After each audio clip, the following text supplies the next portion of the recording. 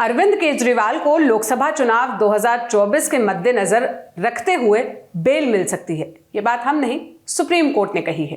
Supreme court में आज सुनवाई के दौरान क्या क्या हुआ, ईडी की तरफ से क्या तर्क दिए गए, कोर्ट ने क्या कहा, इस सब पर विस्तार से बात करेंगे। मेरे साथी दीपक है जिन्होंने आज कोर्ट की प्रोसीडिंग्स को फॉलो किया। 2 घंटे तक करीब ये सुनवाई चली, लेकिन उससे पहले आपको थोड़ा सा बैकग्राउंडर बता देते हैं।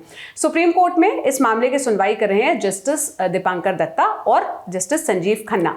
और इस मामले की जो पिछली सुनवाई है, जो 30 तारीख को हुई, 30 अप्रैल को हुई, उस सुनवाई में ईडी से कोर्ट ने सवाल किया था कि आखिर केजरीवाल को चुनाव से पहले ही क्यों गिरफ्तार किया गया। ऐसे 5 सवाल उन्होंने ईडी से पूछे थे, जिसका जवाब एसवी राजू, जो एएसजी है, एडिशनल सॉलिसिटर जनरल, जो सरकार की तरफ से पक्ष रख रहे हैं, ईडी की तरफ से पक्ष रख रहे हैं, उनको कहा गया था कि इन सभी सवालों को जवाब आज यानी कि 3 मई को कोर्ट में सबमिट करे उसका जवाब।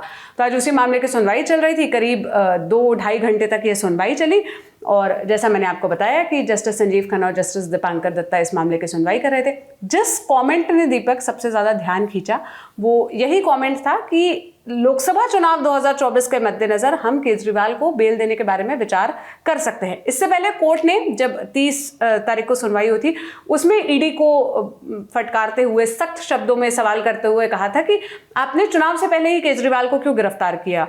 तो क्या कोर्ट का ये कमेंट आम आदमी पार्टी के लिए राहत के तौर पर देखा जा रहा है और सुनवाई के दौरान क्या क्या बात हुई? अच्छा, तो आज जब जैसा कि आपने अच्छी तरह से बताया कि 2 घंटे सुनवाई चली है, तो उसमें 2 बड़े पॉइंट्स निकल कर आए हैं। हम एक एक करके दोनों पर बात कर लेते हैं।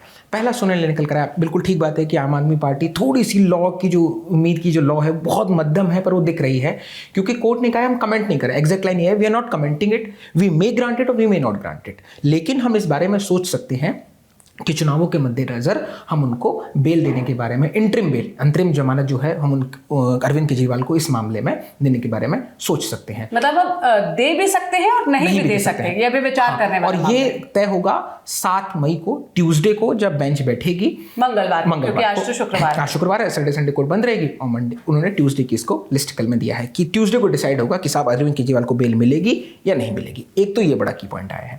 दूसरा बड़ा की पॉइंट यह आया है कि उसमें सुप्रीम कोर्ट ने ये पूछा है कि पीएमएलए का जो सेक्शन 70 है, उसके अकॉर्डिंग एक ऑर्गेनाइजेशन के तौर पर केजरीवाल को जो गिरफ्तार किया गया है, PMLA prevention of money laundering act, जिसके तहत उसके तहत गिरफ्तार, जो ये कथित शराब घोटाले की बात चल रही है, तो उसमें सुप्रीम कोर्ट ने पूछा है कि अगर सेक्शन 70 के तहत किसी ऑर्गेनाइजेशन को दोषी बनाया जाता है और अरविंद केजरीवाल इसलिए गिरफ्तार है क्योंकि वो उस ऑर्गेनाइजेशन के चीफ है, मतलब अरविंद केजरीवाल आम आदमी पार्टी के चीफ है, तो फिर इसमें आम आदमी पार्टी पर केस क्यों नहीं चल रहा है?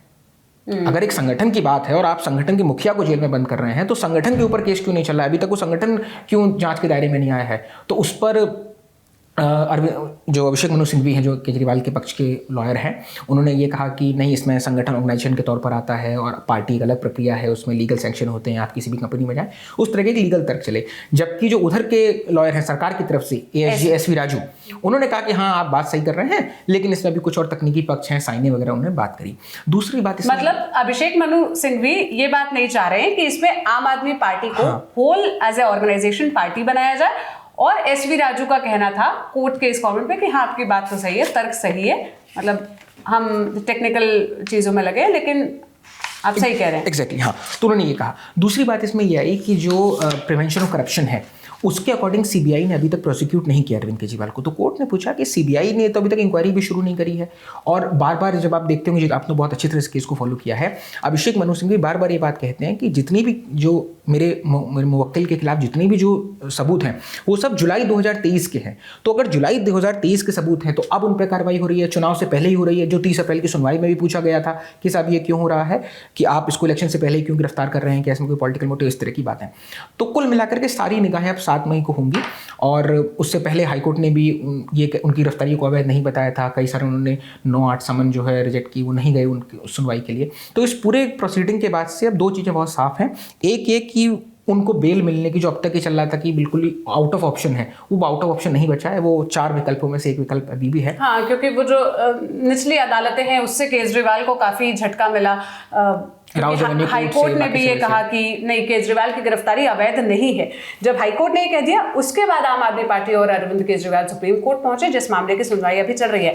हालांकि एक कमेंट जिसने मेरा ध्यान और खींचा वो ये था कि अंत में सुनवाई जब पूरी हो रही थी तब ये भी कहा गया कि अभी संजय सिंह बाहर हैं, वो किस तरह के कमेंट दे रहे हैं, वो किस तरह की बातें कर रहे हैं, जरा इस पर भी ध्यान देकर उसको कोर्ट के आगे सबमिट किया जाए कि वो आखिर बोल क्या रहे हैं बाहर। जबकि वो इसी शर्त पर उनको, जितनी मेरी जानकारी, जब उनको रिहा किया गया, बेल दी गई, तो उसमें इसी शर्त को रखा गया था कि आप इस पर्टिकुलर केस के बारे में, जैसे कि होता है कि मामला सब जुडिस है या आप इसमें एक पार्टी हैं तो आप इस पर कमेंट ना करें, लेकिन वो लगातार इंटरव्यूज में और इस तरह की बातें करते रहे हैं, तो उसको भी कोर्ट में इसमें कंसिडरेशन में लिया जा रहा है। हमने पुराने कई मामलों में इस तरह से देखा है कि जब आप जेल से रिहा होते हैं तो उस मामले पर नहीं बोलते हैं। समीर वानखेड़े का इंटरव्यू आपको हमारे यहाँ याद होगा, वो बार बार नहीं बोल रहे थे उस बारे में। तो अभी ये पूरी सुनवाई 7 मई को देखने को नजर में आएगी। लेकिन सोनल, इसमें बड़ी बात यह है कि अभिषेक मनु सिंह भी बार बार ये कोशिश कर रहे हैं कि आम आदमी पार्टी इसके दायरे में ना आए। जैसे उन्होंने ये भी रखा है, सवाल कोर्ट ने भी पूछा कि साहब मनीष सिसोदिया के केस में आपने ये प्रॉपर जांच मानक वगैरह स्थापित किए, लेकिन अभी तक केजरीवाल के केस में ये प्रोसीडिंग कहाँ तक पहुंची है। और एक बार एक केस में सुप्रीम कोर्ट ने ये भी पूछा था कि आप कब तक उनको अंदर रखेंगे, मतलब कुछ तो एक लीगल फाइंडिंग, कुछ तो एक लॉजिक हो उस केस का। तो अभी ये पूरी प्रक्रिया 7 मई को मुझे लगता है कल्मिनेट होगी। लेकिन इस कमेंट पर अभी मतलब सबकी निगाहें हैं, क्या आम आदमी पार्टी, क्या आम लोग, क्या दिल्ली की जनता जो वोट करने वाली है, कि क्या अरविंद केजरीवाल जेल से बाहर आएंगे 2024 के चुनाव वोट डलने से पहले। क्या केजरीवाल प्रचार कर पाएंगे, प्रचार कर भी ना पाए तब भी क्या जेल से बाहर, बड़ा सिंबल है, हाँ, अपने आप में एक बहुत बड़ा मैसेज है। तो उस पर क्या होता है, इस पर हमारी नजर बनी रहेगी। 7 मई यानी कि मंगलवार को सुबह सुबह इस मामले पर सुनवाई है। जो भी अपडेट आएगा हम आप तक पहुंचाते रहेंगे। बाकी आज की जो सुनवाई हुई उसका मोटा माटी लब्बो लुआब यही 2 पॉइंट थे जो मेरे साथी दीपक ने आपको बताए। और जो संजय सिंह के लेकर कोर्ट ने सवाल किया कि वो कैसे बयान दे रहे हैं, किस तरह की बातें कर रहे हैं, इसका भी जरा अकाउंट कोर्ट के आगे रखा जाए। तो जो भी अपडेट आएगा हम आप तक जरूर पहुंचाएंगे। बाकी आप कोर्ट के इस कमेंट पर क्या राय रखते हैं, क्या कहना चाहते हैं, हमें अपनी राय कमेंट बॉक्स में जरूर बताइएगा। मैं सोनल हूं, मेरे साथ मेरे साथी दीपक थे। ललन टॉप देखते रहिए, हम आसान भाषा में हर खबर को आप तक इसी तरह पहुंचाने की कोशिश करेंगे। शुक्रिया।